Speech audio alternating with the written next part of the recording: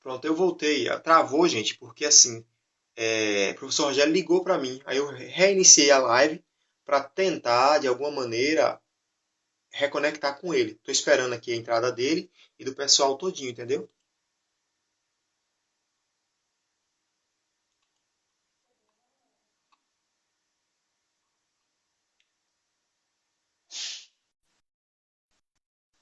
Pronto, ele já pediu para reconexão. Eu já novamente liberei aqui. Vamos aguardar aqui, ver se ele volta. Certo? Ó, Gildo, Pronto, voltou. E a imagem voltou boa agora de novo aí, ó. bom, então, como eu havia falado, aí nesse caso aqui, desculpe aí, é porque aqui, apesar de estar perto da cidade, mas interior é assim mesmo. No caso aqui, então, mostrando. Então, a quadrifaciata, essa abelha, ela vem e vai até, no caso, Alagoas. Alagoas todo é quadrifaciata. Já quando você entra em Sergipe, você vai verificar ó, que em Sergipe tem pontos amarelos, que é a quadrifaciata, na foz do rio São Francisco, e mais para baixo tem melipona quadrifaciata antidioides. O interessante é que essa quadrifaciata vem aqui para o Sergipe, entra por Jeremoabo, na Bahia, e vai até o Uauá, certo? E daí ela para. Então você vê que aqui ela se encontra. Nesse caso daqui, encontra a quadrifaciata antidioides, a quadrifaciata e aqui também a melípona mandacaia. Então, essa questão, o que é que faz isso? Nós observamos que um dos fatores é exatamente o clima e o outro é a vegetação, certo?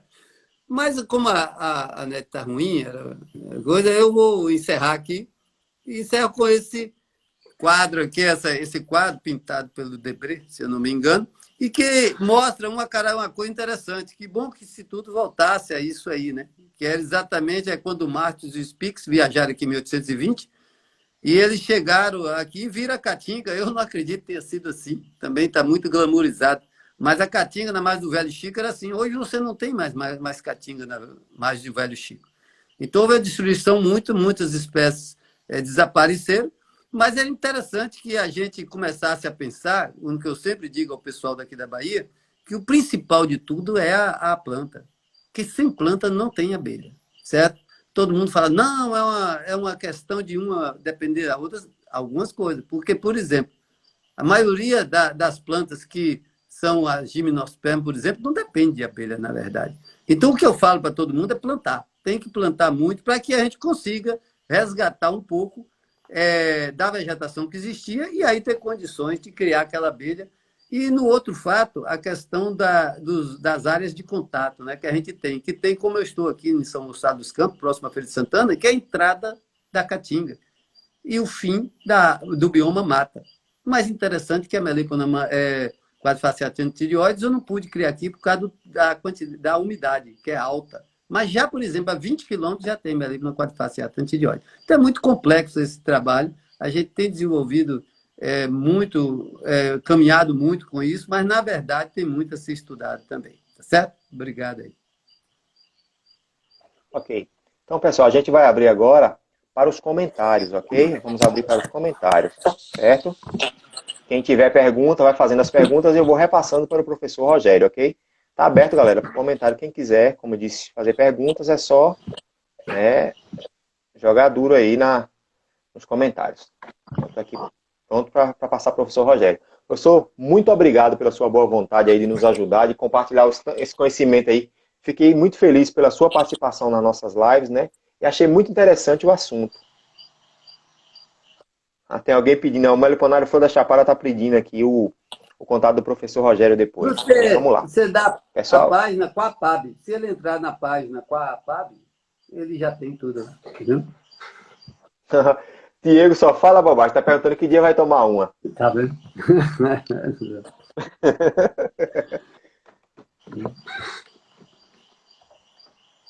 Opa, professor, nós temos pessoas do Rio Grande do Sul, de São Paulo, da Bahia, de Brasília, de Goiás, né, assistindo a nossa Do live. Paraná, que é a É, Fabiana, que diz da de do- Caderno. isso mesmo. Alguém perguntou aqui, o nome é Marco Neto, né? Se pode criar abelha na praia. Não, a gente tem, por exemplo, Canavieiras, na Bahia, é o bioma mata, né? A cidade está a 18 metros ao nível do mar. E lá você tem a cefalotrigona próxima à vegetação da praia, certo? Que é a vegetação de restinga. Porque a praia ela tem uma vegetação anterior que chama restinga. Tem um mangue, tem restinga, para depois entrar na floresta ou a mata, né? Em Porto Seguro, a mata chega até a beira da praia. E lá tem uruçu amarelo. Então você vê que não tem. Agora, o que tem que se criar é o que é de lá. Porque, como eu digo, não adianta você criar abelha e tá igual está criando boneca, com todo aquele cuidado, fazendo comidinha de seta, assim, não. A gente tem que entender que, para a abelha, ela quer viver, ela não quer sobreviver. E todo mundo que leva a abelha para determinados locais só quer a sobrevivência, não quer que a abelha viva. Uma coisa que eu queria alertar é que, na Bahia, nós temos um comitê de sanidade. E aqui a gente tem observado o seguinte, que muita gente tem enviado abelha de um lado para outro. E, as pessoas, e a ADAB, ela tem observado isso. Tanto que um dia desse houve um caso com a questão da melícula subnífera, Jandaíra, enviada do Ceará, que a pessoa da ADAB pegou, certo? E recentemente, há uma semana atrás, um pessoal de Campinas faz rifa de abelha. Eles mandaram a abelha Flávio Lineata, que deve ser do Pará, para aqui para a Bahia, uma pessoa que ganhou a rifa. Isso aí é o que o pessoal do Sul tem falado e com propriedade da seguinte maneira, que essas coisas não são corretas. O pessoal faz a rifa, por exemplo, manda para cá, nós pegamos, já sabendo que a Jadilog está transportando tudo. E isso o pessoal da DAB está sabendo. Aí o pessoal disse, polícia? Não, é porque quem está fazendo isso está cometendo um crime ambiental. Porque a lei é clara, diz que não pode criar abelha de outro bioma, tá certo?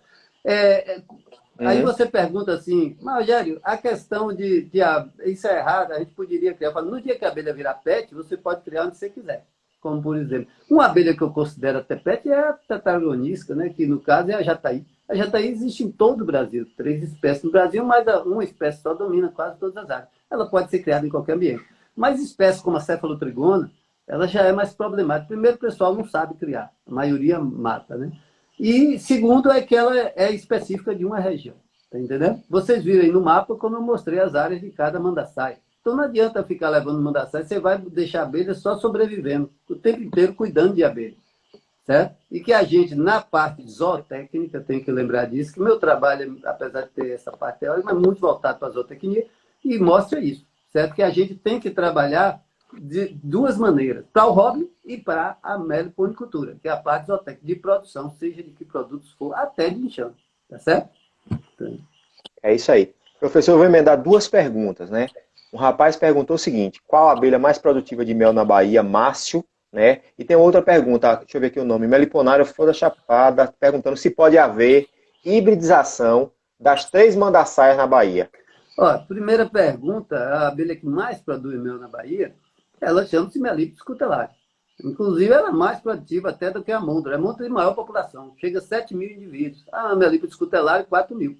Agora, se você for ver em quantidade produzida por enxame, seria a Melipes cutellaris. Ela produz, eu já tirei no campo, né, em trabalho que a gente fez, 10 litros de mel. No meu trabalho de tese, nós conseguimos 10 litros de mel. Agora, a produção de mel, você tem que lembrar que depende não só da abelha, depende de flor.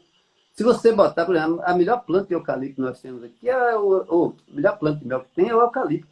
O eucalipto você coloca, todas as abelhas vão e produz muito, a ápice qualquer uma.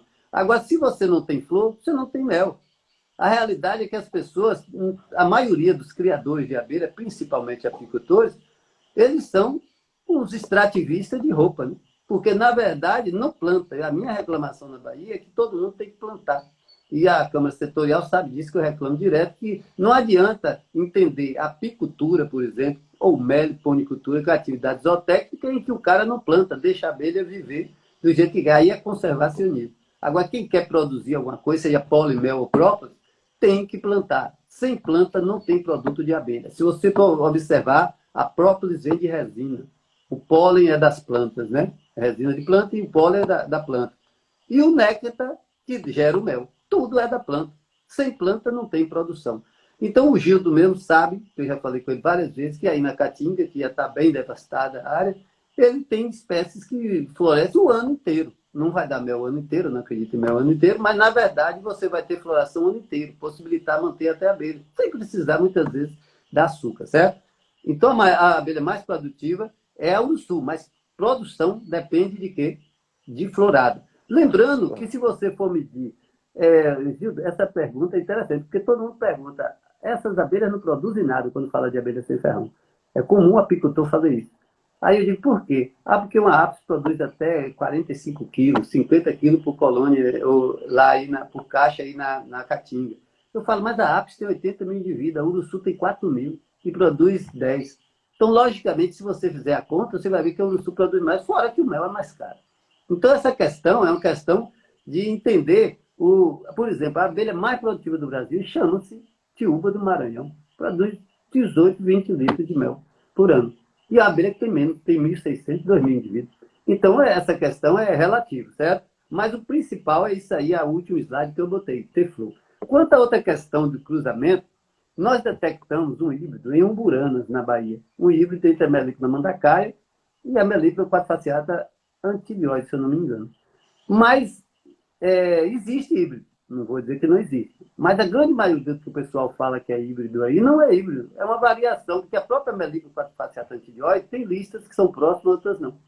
Isso aí só pode ser dito, a Sâmara está aí falando que eu vi, tá? E nesse caso, ela só pode ser visto no trabalho que a Sâmara faz, que é o trabalho de biologia molecular, trabalho lá de fazer DNA e saber se aquilo é híbrido ou não, certo? Então é muito comum as pessoas dizerem que é híbrido e depois não é. Por quê? Porque existem barreiras, apesar da melípula mandacaia, das 3 mandaçaia, é a mais recente, e provavelmente ela foi originária, sabe de quem? Da antibioide, certo? Mas, no entanto, existem barreiras que fazem com que não ocorra esse acasalamento. Como todo mundo tem um trabalho feito com a melípula capixaba e a melípula escutelare, e diz, mas ninguém mais viu a colônia. Nem nada. Então, essas questões, eu sempre tenho um dizer, não é meu, alguém que falou, mas diz assim, que na biologia, 2 mais 2 não são 4. Então, não podemos afirmar nada como matemática na biologia. Tudo tem valia. Mas... É isso aí. Professor, mais uma pergunta aqui. Marinho Gomes, escutelares só ocorre na Bahia ou em outros locais do Nordeste? Uma outra pergunta que eu vou somar para a gente responder várias perguntas. Alguém está perguntando que abelha você pode criar no bioma da Chapada Diamantina. Veja só, primeira pergunta. Sobre as escutelares. E a chapada, elas são juntas. Né? O seguinte, a escutelares, ela é uma espécie específica do Nordeste. Eu já andei o Nordeste inteiro. São 30 anos fazendo trabalho de escutelares. Fui a todos os ambientes. E a gente vê que ela vive no bioma mata, certo? Então, ela vai da Bahia até o Rio Grande do Norte, passando pela Paraíba, Pernambuco, Alagoas, Sergipe. Todos esses estados têm escutelares, certo? Inclusive, existe uma coisa interessante na Bahia e em Pernambuco, quanto a escutelares. Eu vou comentar aqui. Mas lembrando isso, que o bioma dela é mato. Então, ela vive ali, ela precisa de umidade do ar, certo? O interessante é que em Pernambuco existe uma cidade chamada Garanhuns, que fica uns 200 quilômetros de Recife, e que é uma serra, conhecida até como a Suíça nordestina, é frio lá. E lá tem um criador maravilhoso, Lula do Mel, e lá tem o uruçu nativo, que eu tive lá em Belo Jardim, lá de junto, e vi o uruçu, coletei lá. E interessante que na Bahia, aí a segunda pergunta, que eu já vou começar a responder, é que você pode criar uruçu na Chapada. Mas aonde na Chapada? Em Rio de Contas você não pode, no sul da Chapada. Mas você pode criar uruçu de Campo Formoso, Morro do Chapéu, Lençóis, Utinga, certo? Toda essa região, até Mucugê, você tem. Inclusive, encontrei em Barra da Estiva. Então, a uruçu, ela é criada no litoral, eu mostrei esses 3 uruçus, criada no litoral da Bahia, zona de bioma mata, e na Chapada Diamantina. Aí você pergunta, mas você não disse que é Caatinga, Chapada Diamantina é frio? Sim, mas acontece que lá tem o bioma mata. Se você for observar aqueles azuis que eu mostrei, né? Uma coisa interessante, em 1992 tinha um médico no Rio Grande do Sul que ele me pediu umas uruçus, não só ele, como o doutor Kerr, doutor Paulo, todo mundo pegou a abelha aqui para fazer pesquisa. E ele fez um trabalho, eu mandei as abelhas por ele, com o GTA do Ibama, com tudo, né? Inclusive pela TAM, e as abelhas chegaram maravilhosas. E ele dizia, Rogério, essas abelhas não sobrevivem aqui, porque é muito frio aqui, não estão conseguindo sobreviver. Eu falei, Jaci, qual é o seu frio aí? Quando ele disse o frio do Rio Grande do Sul, eu falei, eu não tenho esse frio aqui, mas eu resolvo o seu problema. Fui em Morro de Chapéu, a 1.250 metros de altitude, e trouxe enxame de lá, colônia de lá. Enviei para ele, certo? E com isso daí, ele viu que a abelha tolerava mais. Mas mesmo assim, vivia sobrevivendo. não vivia, sobrevivia, como eu digo. Ele tinha que manter com caixas aquecidas, etc. Mas ela tolerou mais do que a outra da beira da praia, que não aguentava 18 graus, já estava sentindo frio de casaco, né? Então é interessante que na Chapada você pode criar uruçu nessas regiões. Agora, na Chapada que ele fala, poderia ver a cidade, mas ali no entorno da Chapada que a gente mais conhece, você pode criar, por exemplo, Morro do Chapéu, você pode criar a plebeia, a escape trigona, a melípona quadrifaciata antidioides. E o interessante é que Morro do Chapéu tem as duas mandaçaias. No cantinho de Morro do Chapéu tem melípona mandacaia, certo? Lá, por exemplo, em Lençóis, você pode criar uruçu também, as mesmas coisas que eu falei. Já no Mucugê, você também tem a melípona quinquefaciata, que não vai poder criar, que é a abelha de terra, né, de solo, e tem gente que cria lá no Pernambuco, mas você pode criar ela. Então a gente tem essas listagens. Hoje na Bahia a gente tem tudo isso, sabendo onde cada um. Inclusive o livro que eu vou lançar, que eu vou mostrar a você aqui, que é o livro que a gente está fazendo, a capa ainda não vai ser essa, e que nesse livro, aqui vou mostrar a vocês, aqui, a ideia nossa é essa, é uma identificação a campo. Nós não estamos fazendo um trabalho para cientista, e sim apenas para o criador, para dirimir essas dúvidas. Por exemplo, a geotrigona, ela é uma abelha que habita as serras da Chapada, certo? O áureo tem ela lá em Uibaí. Então você vê o seguinte, esse livro, a ideia dele é exatamente essa, mostrar cada ambiente da Bahia. Está muito bacana o livro. E no baiano, quando se reúne, forma bloco, né? Trio elétrico, etc. E aí, aqui todo mundo se junta. Então, por exemplo, nesse livro está eu, está o Alfredo, está a Ana Maria, está no caso a Generosa, está o Marcos Abelha, o Márcio Lampião, todo mundo. Porque quando a gente faz o livro aqui, cada um dá um pouquinho de si. E a ideia é fazer com que aqui seja realmente uma colmeia, né? E graças a Deus todo mundo se dá muito bem. E o trabalho na Bahia tem desenvolvido bastante. Ótimo. É o Fabrício Cordeiro. Tem livro aí para ajudar a gente que está começando a criar abelhas? Você está falando que é de Goiás. Olha, fala um pouquinho sobre os livros que vocês já lançaram. Acessa a página do primeiro slide que eu botei, que é Quapab. Aqui. Aquela página, ela tem todos os livros da coleção, da série Meliponicultura grátis e mais livros lá. E trabalhos científicos e tudo, e outros trabalhos também. Essa página aqui, ó, que eu vou mostrar a vocês, é esse nome aí, né? Pode botar isso aí, quapab.com, que vocês vão ver exatamente todos os livros estão em PDF lá, grátis, e tem mais material lá, cada vez aí, e tem aulas, né? Essas aulas que a gente faz aqui em slide estão lá também, não todas, porque tem que sempre estar abastecendo, né? E tem mais coisas que vai chegar agora que eu estava fazendo aqui. Então você pode ir lá que tem livro. Na internet tem muito livro lá. Lá tem todas as capas de livro de abelhas que saíram do Brasil. Então você pode ir na internet tentar, como o livro de Paulo Nogueira Neto, etc. Né? Seria esse cara. Ok. Alguém está perguntando aqui onde ocorre a Guaraipa aqui na Bahia. Eu vi uma coisa aqui que me corrigiram. Não é áureo, é Haroldo que tem a geotrigona e o Ibaí. Que ele está falando aqui. Vai lá. Sim. Vale, perguntaram aqui a respeito da Guaraipa. Onde tem Guaraipa aqui na Bahia? Olha, a gente tem uma... Lembrando que o bioma mata na Bahia, eu falei da divisão das urussus, do amarela e o urussu verdadeiro. O bioma mata na Bahia, ela abrange a grande área da Bahia. E é interessante que a mata da Bahia é a mata amazônica. As espécies vegetais são semelhantes, certo? É incrível. Aqui na Bahia, a gente tem uma serra, por exemplo, na Serra das Boias, 200 metros de Salvador, ou 200 quilômetros de Salvador, e que tem 1.000 metros de altitude. E lá tem, só para dar um exemplo, tem uma orquídea que só existe lá e na Amazônia, por exemplo. Então, o bioma mata, existe 2 biomas mata na Bahia que eu considero. Seria a mata que é mais de cipó, que é a mata da Uruçu, certo?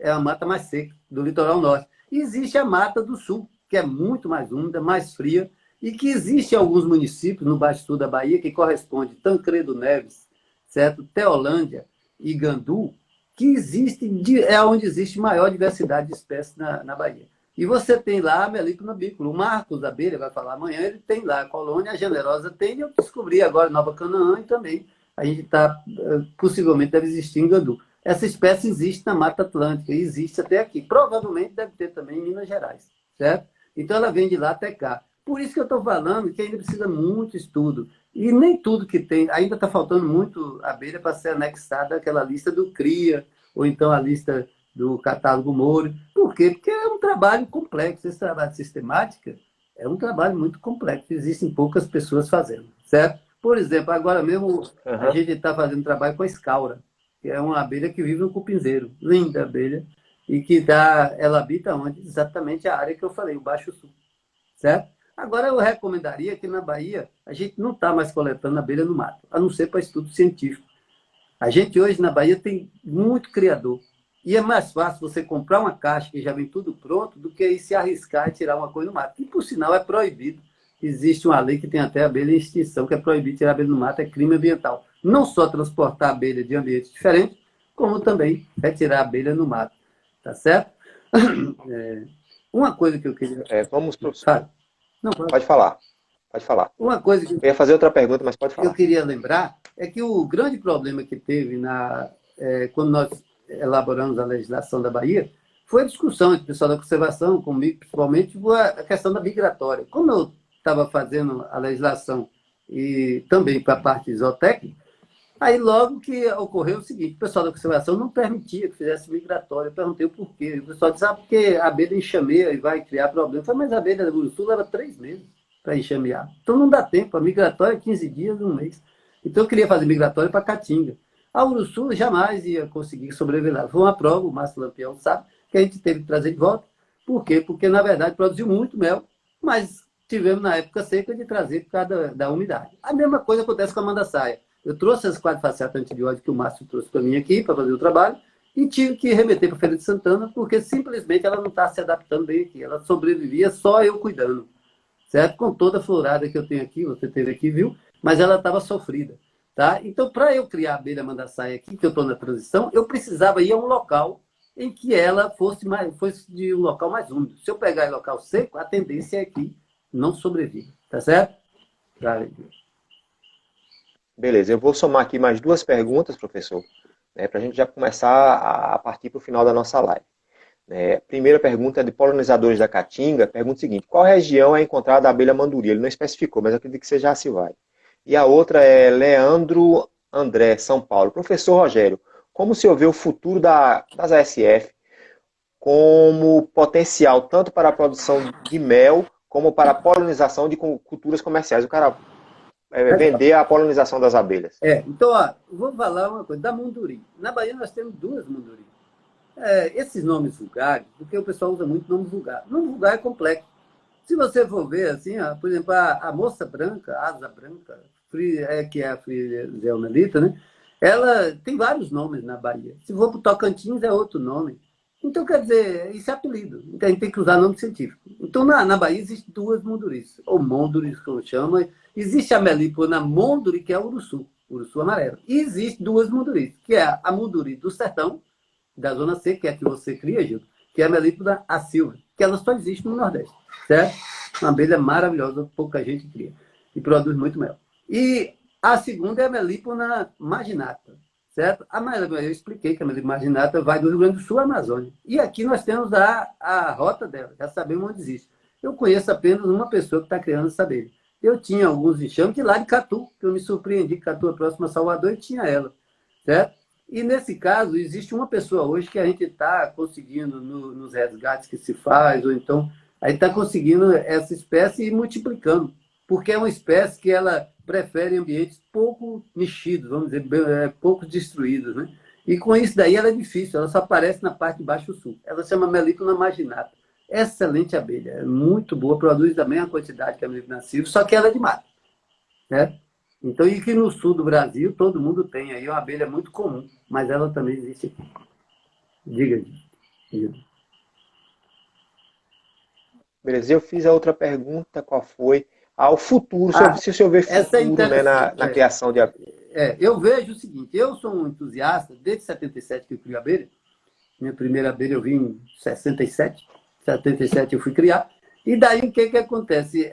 Eu me entusiasmei com esse bichinho aí, que é interessante que todo mundo, na época que eu comecei a estudar isso em 80, nem livro tinha, só tinha o livro Paulo Nogueira Neto, que nem existia mais física, simplesmente todo mundo só via a parte biológica. Então, os estudos eram biológicos.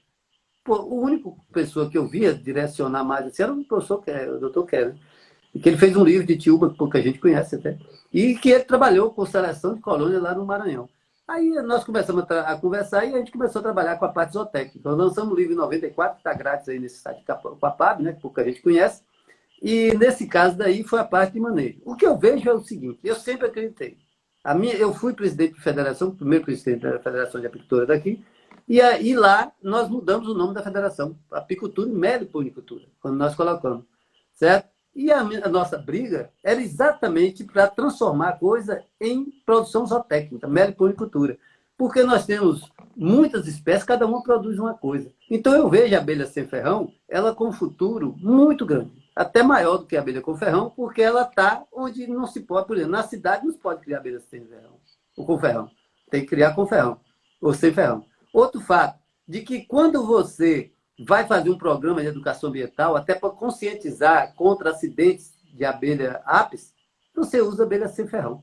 Então, a abelha sem ferrão, eu tenho um gráfico aqui, que esse gráfico é muito legal, que ele mostra o seguinte, está até no livro, eu vou tentar pegar aqui quando estou falando, e esse gráfico ele mostra uma coisa interessante, que é a verticalização da criação de abelha. Então, eu acredito hoje, eu vou botar aqui para vocês, ver? Aqui, ó, esse gráfico que mostra o quê? Exatamente isso, a verticalização. A abelha, ela produz tudo que a apis produz, a não ser que ela é real. Mas todos os, e a cera em si, né? Mas produz o cerume. E é isso aí, esse livro. E está mostrando a verticalização, ou seja, cada vez que você sobe um degrau, você ganha mais, tem mais trabalho, mas ganha mais. E essa abelha pode ser explorada de diversas maneiras. Hoje, por exemplo, eu produzo enxame. Já existe no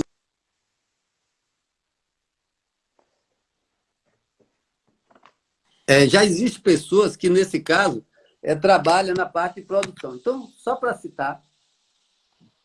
Está vendo, Gildo? Está ouvindo?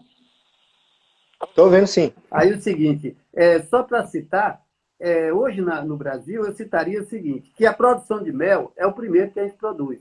O Maranhão produziu, no trabalho que a gente fez lá, 20 toneladas de mel. E hoje eu estou fazendo um trabalho na Amazônia, com a doutora Gislene, o Hélio, e a Cristiana da Embrapa, que a gente está incentivando a produção de mel lá. E o Amazonas facilmente produz 4, 5 toneladas de mel, como tem lá. Certo? Então, a produção de mel é um grande negócio. E o interessante é o seguinte, que lá tem pouco mel de abelha com ferrão. E o mel de abelha sem ferrão aqui tem futuro lá. No caso da região Nordeste, é o mel, o pólen e a própolis, certo? Tem produtor na região Nordeste de 1.200 colônias, 1.700 colônias de própolis, só com escape trigona, que é o Barra do Corda, que é o Wilson, maravilhoso. Nós temos também, por exemplo, a produção de pólen, que a gente já fez até... Professor, diga. Vira a câmera. Ficou na câmera azul aí, o pessoal não está vendo. Eu estou vendo aqui agora. Aí o seguinte, nesse caso, nós temos a produção de pólen, que nós estamos incentivando com a espécie que é a escape trigona. Eu considero a escape trigona a apis brasileira. Produz mel, pólen e própolis, certo? E o interessante é que as melícolas não são boas de produção de pólen. Elas são boas para a produção de geoprópolis e de mel. Mas já as abelhas menores, como a escape trigona, já é boa para tudo. Então eu vejo um potencial muito grande. E com a entrada desse mel nosso na classe gourmet, eu assisti até um dia desse um trabalho do Atala e do Ezequiel aqui, mostrando, que a Fabiana colocou, e a gente vê o seguinte, que é o grande negócio. Então, hoje em dia, existe um trabalho que a gente está fazendo, que é exatamente de elaborar uma legislação para o mel maturado. E futuramente esse mel nosso não vai ser consumido por aqui, vai ser consumido lá fora, porque lá não tem. Para um estrangeiro fazer esse mel, tem que levar a abelha e a flora. E nós temos esse produto aqui, que é um produto de exportação. Só que não pode exportar, porque quando chega lá, tem um teor de água que não se confere ele como mel. A gente está mudando o nome para mel de pote, que é a solução que a gente está achando. E o pessoal do Ministério da Agricultura já sabe que pode vender mel, eles já estão permitindo a venda do mel maturado lá, certo? São várias coisas, notícias que a gente teria que dar. Mas eu acredito que já tem 50 anos nisso quase trabalhando, e eu confesso a você que, graças a Deus, chegou agora o momento da gente deslanchar. Ou seja, a produção de enxame está aí crescendo muito. O sul e o sudeste do Brasil tem muita produção de enxame, tem muito trabalho com essas questões assim, mais ligadas não a tanta produção de mel, por causa dos problemas climáticos, mas em si as outras questões, a parte de educação ambiental, turística, certo?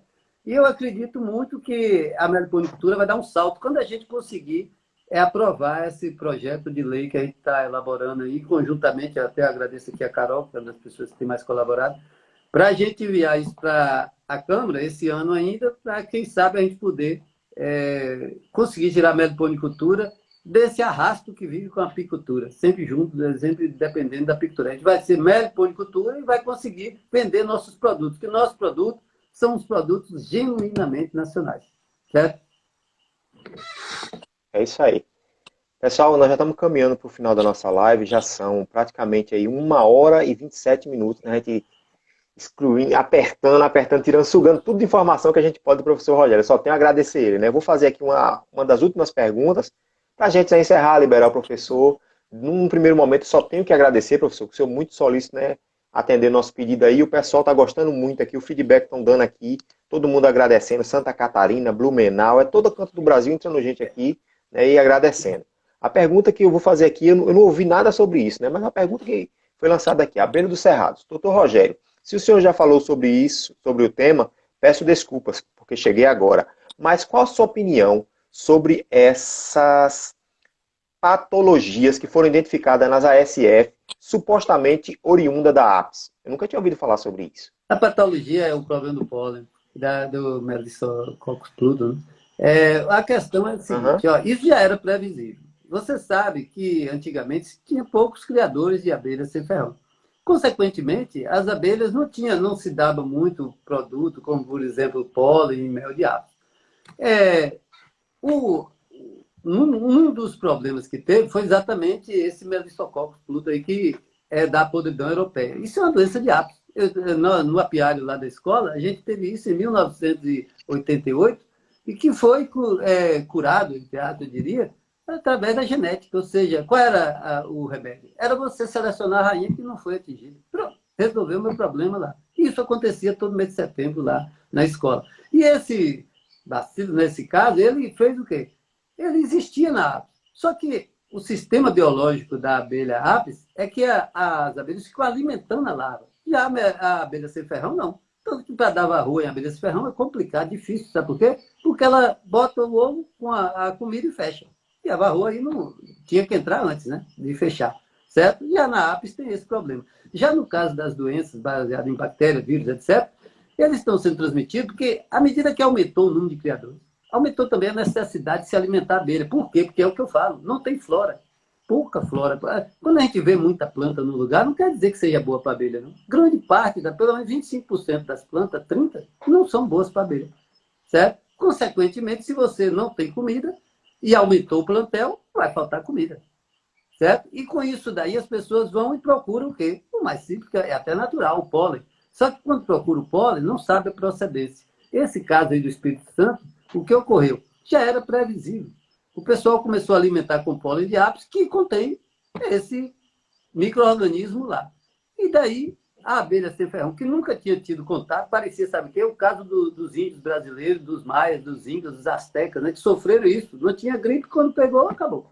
Então, a tendência é sofrer muito, se não tiver cuidado. Por isso que eu recomendo a vocês que use o pólen da própria abelha sem ferrão. Aqui, ó, no Piauí, lá na cidade de Piripiri, o menino criava apis e precisava de pólen. Eu recomendei que ele pegasse captrigona e botasse nos carnaubais de lá, porque aí ia ter muita produção de pólen que ele abacia a apis, sem precisar ficar procurando pólen de apis, que era mais caro, certo? Quando você usar o pólen de apis, que eu uso às vezes, você tem que usar um pólen de alguém que se sabe. Mas, com certeza, esse micro-organismo existe no Brasil inteiro. Já estava previsto que isso ia acontecer e gerou devido ao pólen e o mel utilizado, porque ele fica presente no pólen e no mel, certo? Então, essas doenças, tem outra doença que a gente descobriu agora, que é o problema da asa, né? Do vírus da asa, que tem surgido no sertão da Bahia, sua área, etc., tem, mas que não tem afetado tanto, mas que ele afeta a asa, a abelha pode voar, e aí é um vírus que dá por quê? Vou relatar um fato. Não sei se todo mundo fica perguntando nos grupos, eu nunca quis responder, mas existe um artigo falando sobre o tal do mal de março lá do Rio Grande do Sul, com as mandaçais. Eles não chegaram à conclusão, mas chegaram o seguinte, de que existe o vírus está atacando, mas para o vírus atacar, depende de fome, ou seja, nutrição. Consequentemente, o que está havendo? Esse problema do Rio Grande do Sul não descobriram exatamente o que é, mas já tem uma ideia de que o enxame fica fraco e aí entra as moscas, os vírus, etc., e vai atacando, certo? Então, a tendência da gente, com esse número de enxame cada vez aumentando mais, caixa-isca, isca PET, que foi liberado, a tendência é ter doença, certo? Vai ter muita doença em abelha sem ferrão por causa disso. Eu falei com a Fabiana que a gente tem que começar a trabalhar em cima de pastagem, produzir muita planta para evitar esse problema, que está aumentando o número de enxame. Então, eu acredito que o mesmo que está acontecendo com o ser humano vai acontecer com as abelhas à medida que se aumenta a população e não dá comida, certo? Não só essas doenças, como vão ter outras doenças de ápice também, viu? Provavelmente. Agora surgiu a vespa, aquela vespa eu vi no Japão, aquela vespa, rapaz, é terrível. Ela mata também, come as abelhas, ápice, tudo. Aqui ela só não vai dar certo para matar as abelhas suas que você cria, gente, porque o buraquinho é pequenininho, não dá para ela entrar. Mas a ápice, como tem alvado, aí ela entra. Então, por exemplo, abelhas na abelha sem ferrão, ela não vai conseguir ter muito sucesso, porque os buracos são pequenininhos, os orifícios de entrada, né? Que a gente chamaria, certo? Então, a gente precisa ter cuidado. Essas introduções são o que a gente está falando da palestra. A introdução de bicho de um outro lugar traz doença também. Então, você pode estar levando doença da Bahia para aí, ou daí para a Bahia, por exemplo, certo? Então, a gente tem que ter muito critério. Na Bahia existe um comitê de sanidade, que tudo que está entrando aqui agora no correio e nessas transportadoras está se passando raio-x, para ver o que é, certo? E a tendência, por enquanto, é só avisar o pessoal que não pode fazer isso. Mas vai chegar o dia que vai ter crime ambiental, o cara vai preso, né? E aí vai ter problema, porque a ADAB está sabendo, a ADAB trabalha com isso, sanidade. Então, ela está certa, né? Então, a gente tem que ter esse cuidado. Alguém falou aqui, foi a Fabiana, disse que em Santa Catarina também tem esse problema aí da morte aí no março, né? Leu, se quiser, eu passo o artigo do Rio Grande do Sul, está aí. Não se der, mas estão fazendo pesquisa, acredito que chegue. O pessoal, lá tem muita gente no Rio Grande do Sul muito competente que faz trabalho bom e estão tentando desvendar coisas. Mas a coisa não é tão fácil assim, tem que saber exatamente o que é. Né? Por exemplo, um problema que tem, que dizem que o barbatimão afeta as abelhas de ferrão, esse daí eu não acredito muito, porque eu tenho barbatimão e tenho abelha de ferrão e nunca vi problema nenhum aqui. Porque é uma planta daqui e a abelha é daqui. Afetou a ápice porque, no caso, é um bicho exótico, né? Sim. Que bacana, professor. Muito bacana mesmo. O pessoal está aqui dizendo, tem gente dizendo assim, não, a live tem que ser 3 horas, não sei o quê. Aí, né? Aí vamos excluir. Eu não estou com sono, não. Eu não estou dia 10 horas. Olha. Mas pode falar. Aí, falando sobre esse mal de massa aqui, a Fabiana Barros, né, pergunta, o que o senhor acha do carvão ativado, o uso do carvão ativado nas colônias?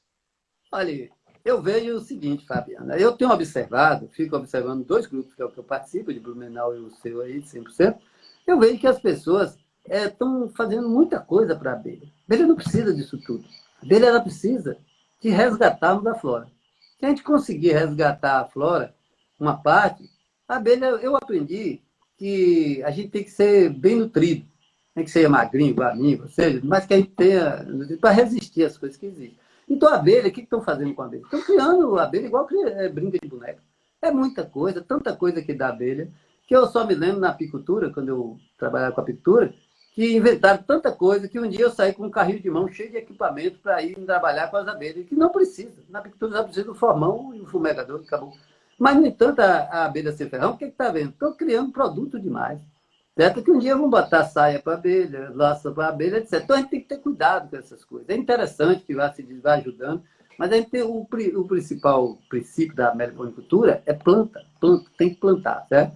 E esse negócio aí de carvão ativado, eu não sei, eu não vi a pesquisa ainda, não vi. Eu sou um cara que eu não acho.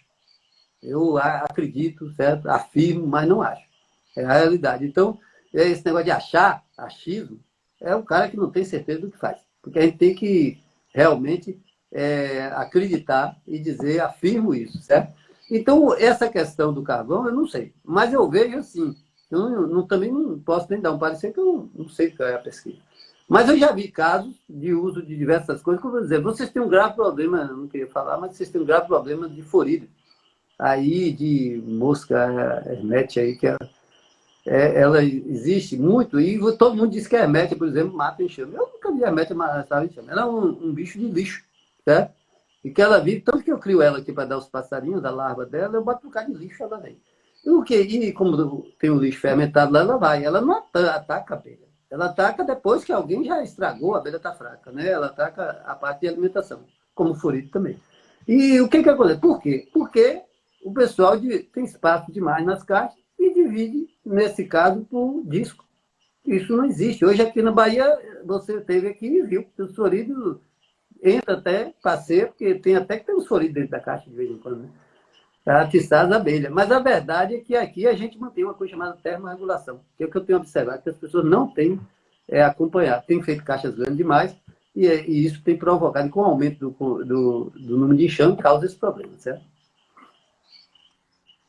Beleza, beleza, beleza.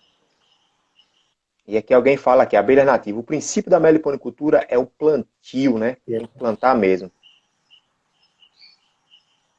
Outra pergunta, professor.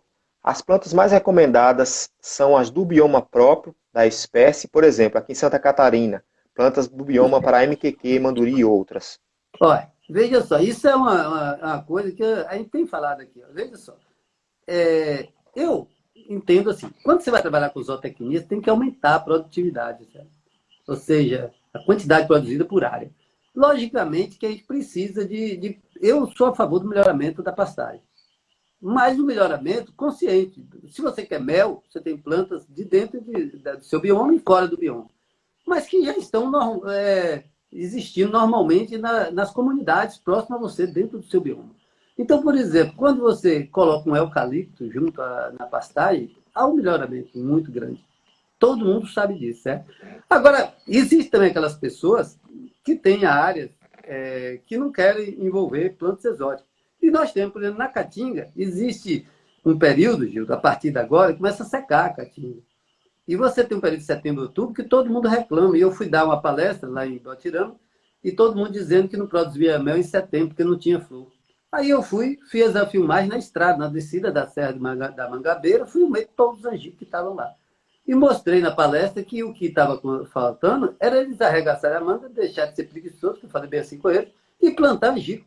Porque o angico existe lá e estava florido e as apes, tudo indo lá. E, no entanto, o que acontece? Não existe um plantio de pastagem. Já que eles criam abelha com ferrão, que é um bicho exótico, eles têm que melhorar a pastagem. Porque se ele deixar, tem uma dica aqui, outra colar, nunca vai produzir mel. Então, para a produção de mel, própolis ou pólen, qualquer desses produtos, tem que pegar e fazer um melhoramento, ou então pegar espécies da região que floresça naquele período e plantar em quantidade. Porque para se ter produto na zootecnia, tem que ter pastagem. Certo? Então, você cria boi, cria cabra, carneiro, qualquer um deles vai precisar fazer pastagem. Consequentemente, a abelha também é um bicho que precisa de pastagem, tá certo? Agora, entenda o seguinte, eu tenho lista aqui, estou fazendo um livro de pastagem, já tenho 15 anos fazendo, e que, na verdade, a gente mostra que tem condições de ter flor o ano inteiro.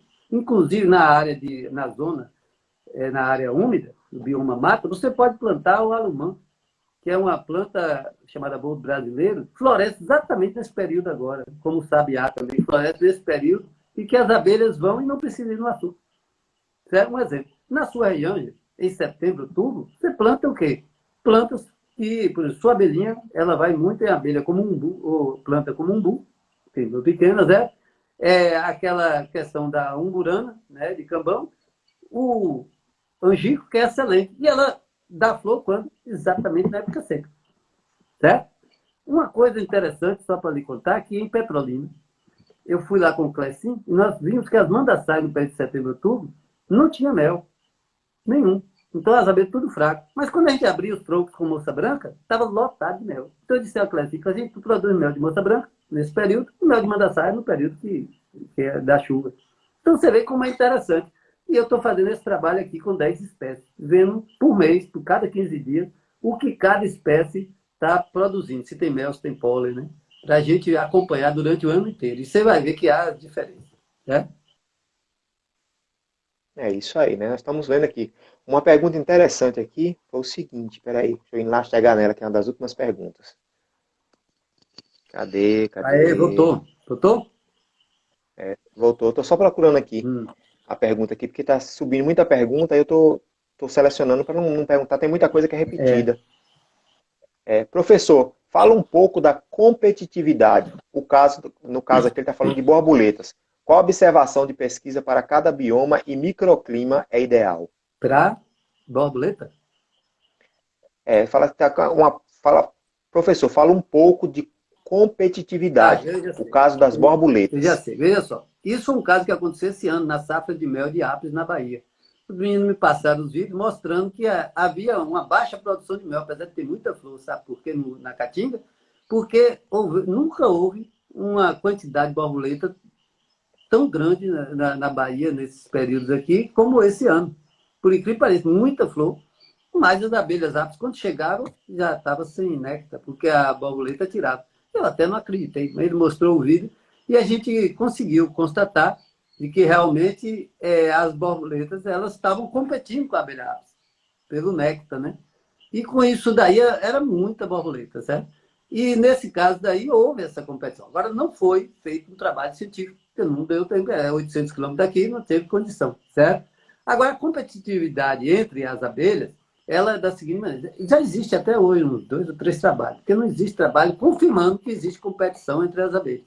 Por exemplo, eu digo isso porque aqui a gente nota que as abelhas têm os horários de ir no comedouro, que a gente coloca ali.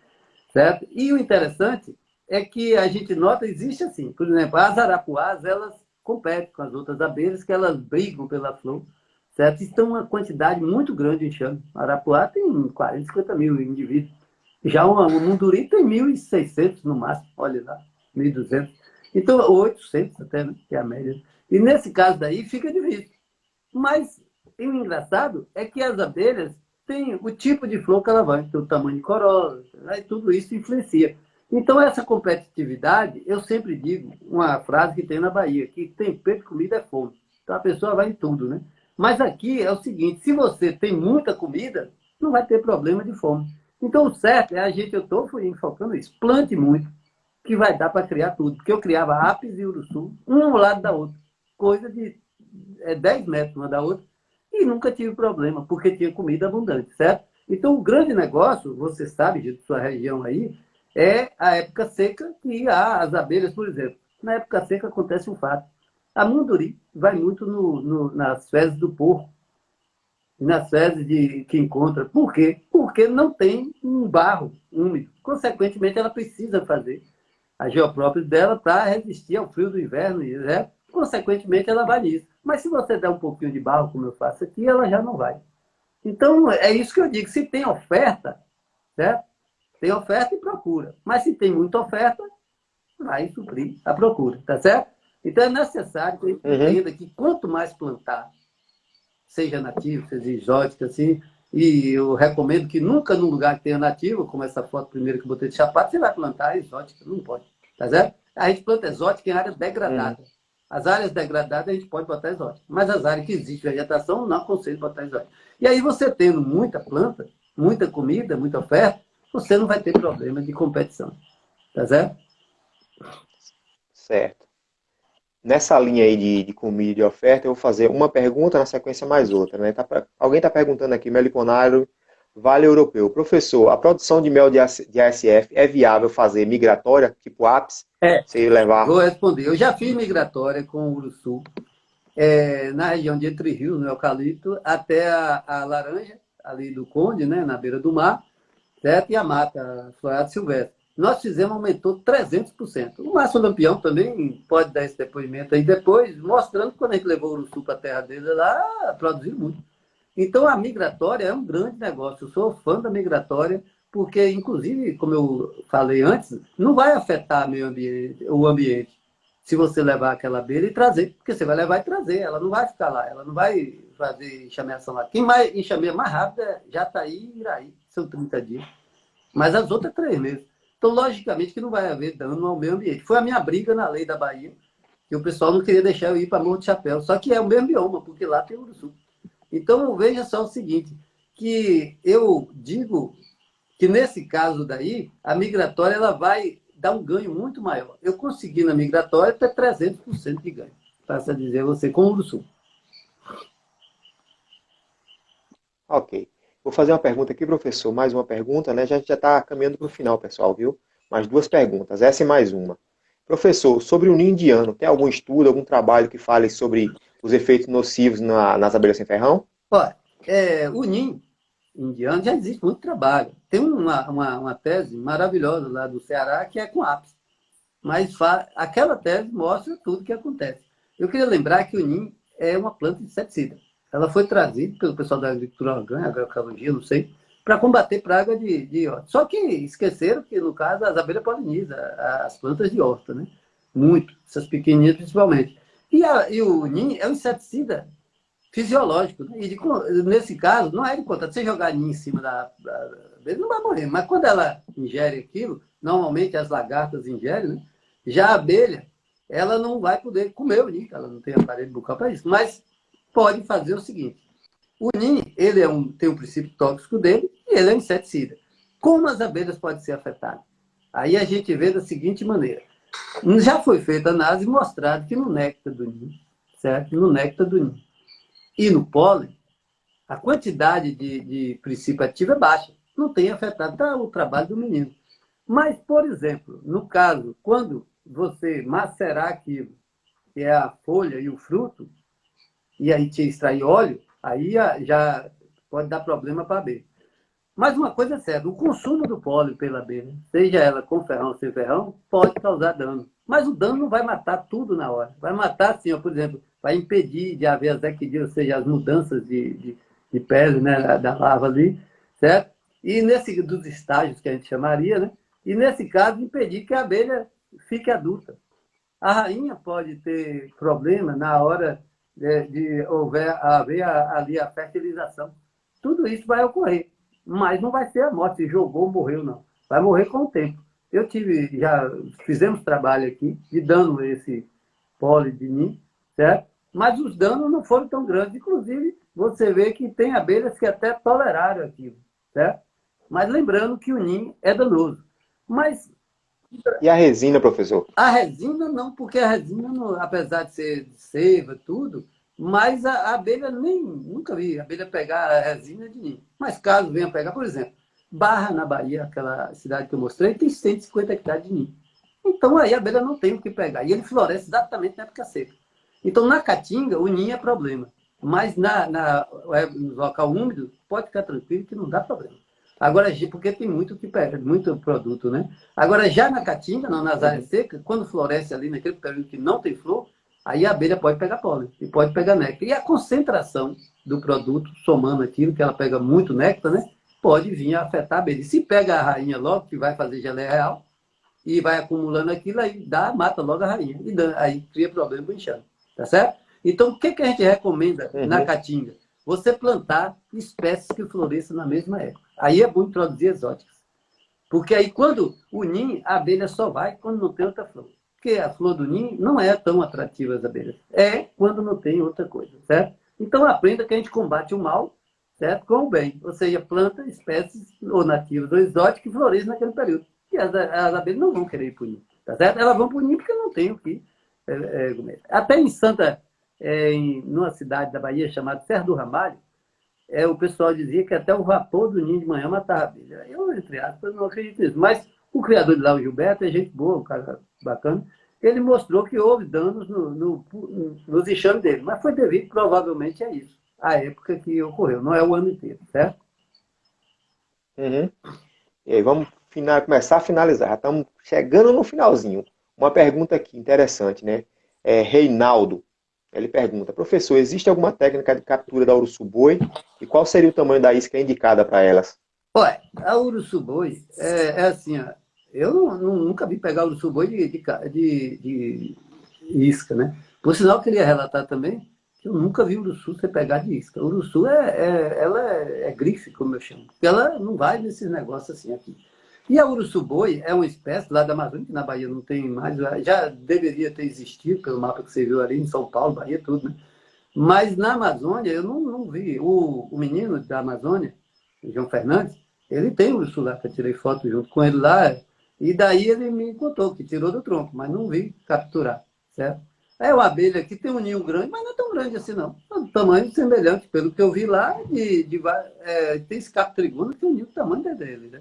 A urussu também. Então não é um ninho tão grandão assim. A abelha que é grande, mas o ninho não é. Porque quando a abelha é muito grande, a tendência é ter uma população menor. Um exemplo é o seguinte, ó, se você for ver a urussu mondre, ela tem o quê? Ela tem 7 mil indivíduos de média. A urussu verdadeira tem o quê? 4 mil. A melícula quadrifaciata tem 1.800.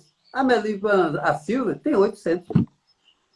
Então você vê que tamanho não quer dizer que o enxame vai ser maior, não. Tá certo? Então nunca vi pegar o urussu bandeira. Beleza. Professor, agora uma pergunta minha, né? Qual seria o conselho de professor Rogério, né, para a gente finalizar a live, para a pessoa que está querendo começar a criar SF, ou mesmo para criadores mais experientes, né? O que fazer, como melhorar sua criação, no que ele deveria investir, primeiramente? Você, eu já conversei. Você veio conversar comigo. Já. Com esse negócio de Mas coleção. eu estou fazendo para o público. Eu não tenho coleção não, professor. Não tenho não, só crio na local. Eu queria dizer ao pessoal o seguinte, que existe na meliponicultura 2 ramos. Existe o hobbyista, o colecionador, e existe o meliponicultor de produção. A produção só técnica, que eu chamo. Então, aquele cara que quer produzir, ele pode produzir.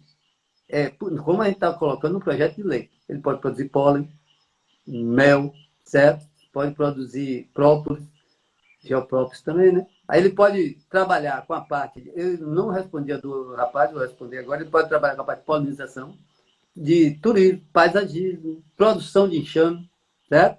A produção de enxame eu sou fã, porque quando você produzir muito enxame, você vai reduzir a pressão que a gente faz sobre os ambientes, de destruir os ambientes para tirar a abelha. Quanto mais produtor de enxame em caixa tiver, menos as pessoas vão para o mato. Porque eu sou professor e digo, a única maneira de mudar a cabeça da pessoa é com conhecimento. Só o conhecimento vai mudar a cabeça da pessoa. E informações. E daí vem a polinização. Não respondi a pergunta do rapaz.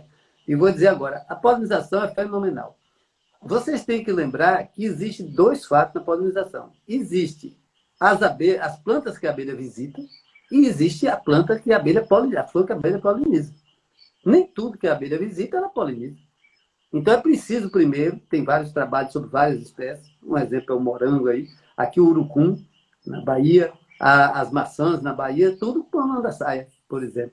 Então, a polinização é um futuro. Ainda mais que pode ser feito também em estufa, como a jandaíra e tomate. Então, todas as solanares de tomate são polinizadas por melippo.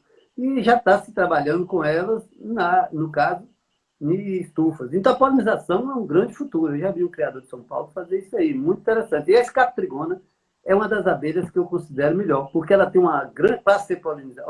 Observe uma coisa, você me perguntou. Se eu for polinizar, essa colônia vai servir para produzir mel? Não acredito. Você tem que definir o que você quer, como você viu a escadinha. Então, você vai dizer assim, se eu vou polinizar, eu prefiro quem? Abelhas que têm uma quantidade de população maior. Você fala, mas a urussu que tem pouco, não vai servir? Vai sim, porque eu tenho urussus que ela quase não produz mel nem pólen, consome tudo e tem uma alta população, 6 mil indivíduos, certo? E tem certas culturas que necessita de quê? Necessita de abelhas grandes. Agora, por exemplo, se você for usar uma abelha para polinização, é a escaptrigona. A escaptrigona é fantástica, tem uma população grande, coleta muito pólen, certo? Consequentemente, é uma abelha. Então, por exemplo, vocês que estão começando, eu recomendaria, primeiro, dizer, eu quero ser colecionador hobbyista ou quero ser produtor. Se eu for colecionador, não interessa o tipo de caixa, pode ser qualquer um, certo? Eu vou criar aqui as abelhas, a abelha do bioma, ou aquelas que um dia virá pet. Se Deus quiser, um dia o urussu pode virar pet. A Melippo escuta lá, porque ela tem o Brasil inteiro, eu sei tudo quanto é canto que tem nesse Brasil. E quem sabe um dia poderá virar, porque o futuro tem que ser alinhado a conservação com a economia. Ou seja, aqui na Bahia a gente sempre diz, criar para conservar, certo? Então, por exemplo, esse caso, se você vai para a produção, aí você tem que escolher o que você quer. Eu quero mel. Então você tem que escolher a abelha para a produção de mel. Quem são as abelhas para a produção de mel? A Melipona a silva, ela é boa de mel. Ela não serve para polinização ou para mel. Ela não serve para produção de pólen, nem serve para produção. Até a geoprópolis serve. Mas a geoprópolis deve ter muito barro.